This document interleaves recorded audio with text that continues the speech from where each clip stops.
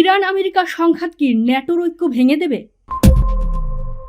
মধ্যপ্রাচ্যে ইরানকে ঘিরে যুক্তরাষ্ট্র ও ইসরায়েলের বাড়তে থাকা সামরিক তৎপরতা এখন কেবল আঞ্চলিক সংকট নয়, এটি পশ্চিমা জোট ন্যাটোর ভবিষ্যৎ নিয়েও বড় প্রশ্ন তৈরি করেছে। বিশ্লেষকদের মতে এই যুদ্ধ জোটের ভেতরে দীর্ঘদিনের ঐক্যে ফাটল ধরাচ্ছে এবং ওয়াশিংটনের নেতৃত্ব নিয়ে সন্দেহ বাড়াচ্ছে। দীর্ঘদিন ধরে ন্যাটো একটি নির্দিষ্ট কাঠামোয় পরিচালিত হয়েছে, যেখানে নেতৃত্ব নিয়ে যুক্তরাষ্ট্র এবং ইউরোপীয় দেশগুলো তা অনুসরণ করেছে। কিন্তু বর্তমান পরিস্থিতিতে সেই সমীকরণ বদলে যাচ্ছে। জার্মানি, ফ্রান্স, যুক্তরাজ্য ও স্পেনের মতো দেশগুলো ইরান বিরোধী এই অভিযানে সরাসরি যুক্ত হতে অনাগ্রহ দেখাচ্ছে। বিশ্লেষণে বলা হচ্ছে, যুক্তরাষ্ট্র যদি মিত্রদের সঙ্গে পর্যাপ্ত আলোচনা ছাড়াই বড় সামরিক সিদ্ধান্ত নেয়, তাহলে ন্যাটোর সমন্বিত প্রতিরক্ষা কাঠামোর দুর্বল হয়ে পড়ে। ইউরোপীয় দেশগুলো এখন মনে করছে তাদের মতামতকে যথাযথ গুরুত্ব দেওয়া হচ্ছে না এবং তাদের কেবল মার্কিন কৌশল বাস্তবায়নের অংশ হিসেবে ব্যবহার করা হচ্ছে। মার্কিন প্রেসিডেন্ট ডোনাল্ড ট্রাম্পের সাম্প্রতিক মন্তব্য এই বিভাজনকে বাড়িয়েছে। ন্যাটোর সদস্যরা হরমুজ প্রণালীতে নৌবাহিনী পাঠাতে অস্বীকৃতি জানালে তিনি তাদের সিদ্ধান্তের সমালোচনা করেন এবং প্রয়োজনে একাই এগানোর ইঙ্গিত দেন।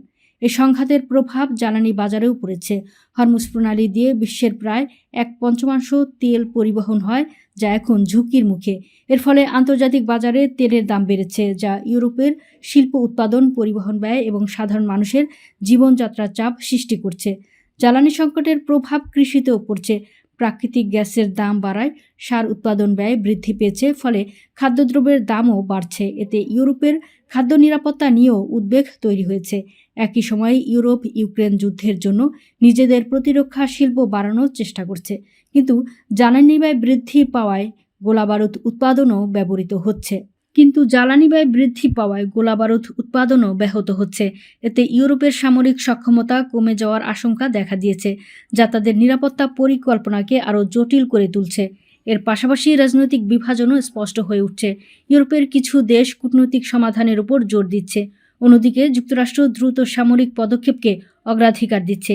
এই নীতিগত পার্থক্য ন্যাটোর অভ্যন্তরীণ ঐক্যকে আরও নড়বড়ে করে তুলছে। বিশ্লেষকদের মতে ইরানকে কেন্দ্র করে এই সংঘাত ন্যাটোর জন্য একটি গুরুত্বপূর্ণ মোড়।